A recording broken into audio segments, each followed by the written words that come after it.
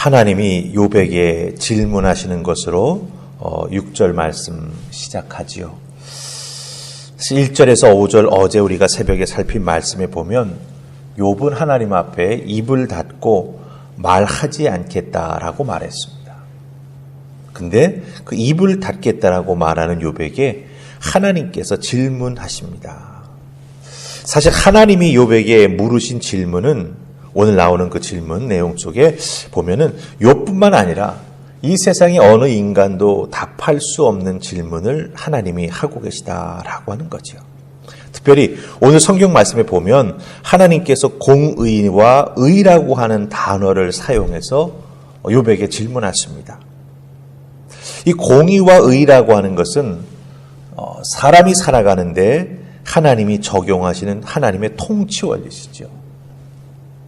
죄를 짓고 하나님을 떠난 세상 사람들은 하나님이 다스리시는 이 공의나 의라고 하는 원리에 대해서는 사실 별로 좋아하지 않습니다. 자신들이 생각하고 있는 이 세상을 살아가는 편법과 또 인간의 묘락으로 살아가려고 하는 경우가 많기 때문이죠. 그렇기 때문에 이 세상 사람들, 죄의 정말 하나님을 떠나고 죄에 살아가는 그런 사람들은 이 공의나 의라고 하는 하나님이 다스리시는 원리에 대해서 도전하고 때로는 반대되는 일들을 많이 해왔다라고 하는 거예요. 그런데 하나님은 욥에게 질문하시면서 이 공의와 의를 탁 말씀하시면서 욥에게 대답해보라 이렇게 말씀하시는 것을 보게 됩니다. 또 뒷부분에는 짐승 이름이 하나 나옵니다. 그 짐승 이름이 뭡니까? 베헤못이라고 하는 짐승의 이름이 나오는 것을 볼 수가 있어요. 이 베헤못이라고 하는 건 성경에 보면은 그 밑에 관주를 통해서 하마와 같은 종류의 짐승을 말한다 이렇게 표현되어 있는데 아주 덩치가 큰 동물을 의미합니다. 그러니까 하나님께서는 이 세상을 다스리시는 원리인 공의와 의를 가지고 또한 베헤못이라고 하는 짐승을 통해서 욥에게 질문하고 답하라고 말씀하신다라고 하는 거죠. 하지만 인간의 능력으로는 이 부분에 대해서 답하기가 쉽지 않다라고 하는 겁니다. 그럼 하나님은 왜 우리 인간이 대답하기 쉽지 않은 내용을 질문하시면서 무엇을 욥에게 또 우리에게 가르쳐 주시려고 하는가? 오늘 이 새벽을 말씀을 통해서 우리가 함께 살피면서 은혜 나눌 수 있기를 원합니다. 자, 우리 첫 번째 말씀 8절 말씀 보십시다. 대답하라 이렇게 말씀하시고 8절 이제 질문을 하십니다. 같이 우리 8절 읽습니다. 시작. 내가 내 공의를 부인하려느냐? 내 의를 세우려고 나를 악하다 하겠느냐. 아멘. 자, 하나님이 8절 말씀 물으시는데 내가 내 공의를 부인하려느냐? 내가 내 의를 세우려고 나를 악하다 하겠느냐? 이렇게 물으십니다.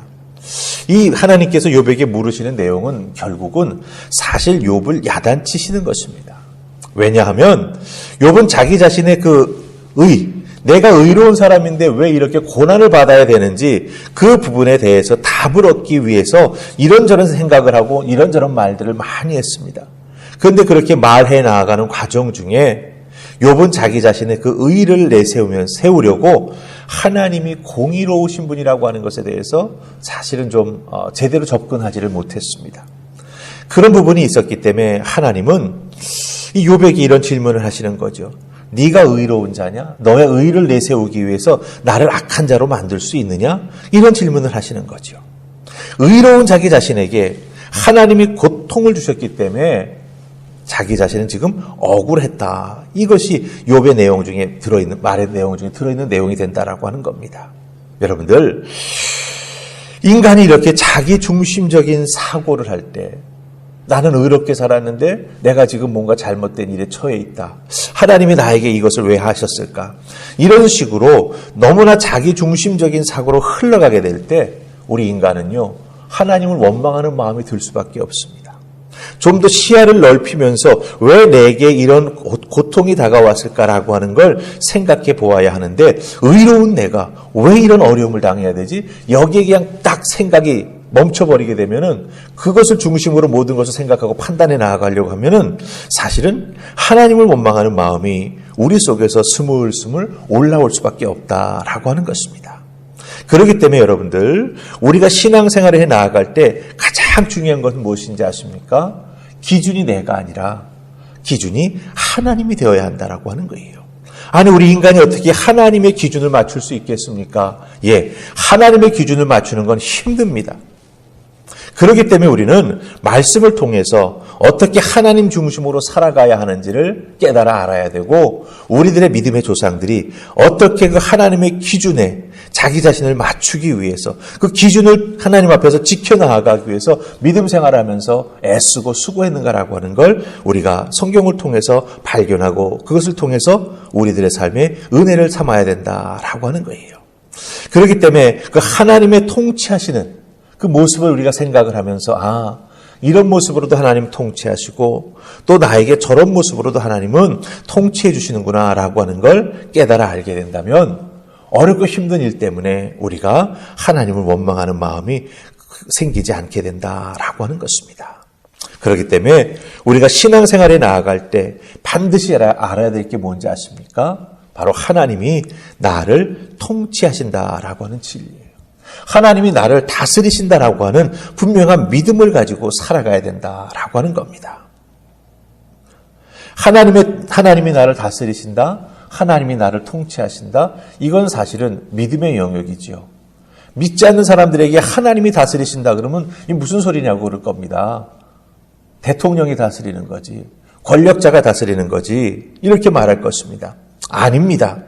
하나님이 통치하신다라고 하는 건 우리의 삶을 다 포괄하는 믿음의 영역입니다. 하나님이 지금도 살아계셔서 나의 삶뿐만 아니라 이 모든 존재하는 것들을 다스리고 하나님의 섭리 가운데 이끌어 가신다라고 하는 것을 분명히 우리가 믿어야 된다라고 하는 거죠. 이 부분에 대해서 깊이 생각하지 않는 사람하고 그걸 믿고 살아가는 사람하고는 살아가는 모습 자체가 다를 수밖에 없다라고 하는 거예요. 욥이 아마 이 부분에 있어서 부족했던 것 같아요. 너무나 자기중심으로만 생각했기 때문에 하나님이 천하 모든 만물을 다스리신다라고 하는 이 부분에 있어서 깊이 생각해 보지 못했던 것 같습니다. 그렇다고 한다면 우리들에게 여기서 시사하는 바가 무엇입니까? 하나님이 다스리셔.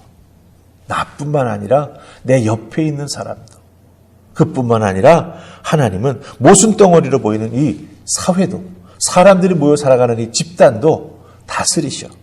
그 속에서 하나님의 의를 나타내시고 하나님의 놀라운 역사를 우리에게 보여주셔. 이와 같은 분명한 믿음을 가지고 살아가는 우리가 되어야 한다고 하는 거죠. 그래서 그 하나님의 다스리시는 부분, 섭리하시는 부분을 우리가 늘 깨달아 알 수 있도록 하나님 도와주십시오. 기도하며 나아가는 우리가 될 때 하나님께서 날마다 우리들의 삶 속에 살아 역사하시는 모습을 보여주실 줄 믿습니다. 그 하나님 붙잡고 오늘 하루도 승리하는 여러분 되시기를 주님의 이름으로 축복합니다. 아멘. 자, 그 다음에 우리 제일 마지막 절 24절로 가서 보십시다. 24절 찾으셨습니까? 자, 우리 같이 읽습니다. 자, 시작. 그것이 눈을 뜨고 있을 때 누가 능히 잡을 수 있겠으며 갈고리로 그것의 코를 꿰일 수 있겠느냐. 아멘. 이 지금 24절에 나오는 묘사는 뭐냐면 베헤못이라고 하는 아주 덩치가 큰 이 동물, 사람이 제어할 수 없을 만큼 힘이 세고 사실은 겉으로 보기에는 아주 유순해 보일지 모르지만 그 덩치 큰 동물이 화가 나서 덤벼들면 당해낼 사람이 없다라고 하는 거죠. 이 베헤못에 대해서 지금 하나님이 말씀하시고 거기에서 우리에게 하나 시사해 주시는 바가 있어요. 하나님은 왜 우리 인간이 제어할 수 없는 동물, 길들일 수도 없고 이렇게 인간이 그 동물을 통해서 도움받을 수도 없는 그런 동물 베헤못에 대해서 여기서 말씀하실까라고 하는 거예요. 이상하지 않습니까? 욥은 지금 고난받는 것 때문에 하나님 앞에 답 듣기를 원하는데 그 답을 해보라고 하나님께서 질문하시면서 욥에게 답 듣기를 원하시는데 갑자기 베헤못이라고 하는 엄청나게 등치가 큰 사람의 힘으로는 절대로 제어하거나 다스릴 수 없는 그 동물에 대해서 말씀하신다라고 하는 거예요. 왜 말씀하실까요? 저는 이 베헤못이 고난에 대한 은유적인 표현이라고 생각합니다. 실질적으로 베헤못이라고 하는 동물이 존재하지만 그것을 지금 하나님은 욥이 이해할 수 있도록 고난이라고 하는 것에 대한 설명을 해주시고 계시다라고 하는 거죠.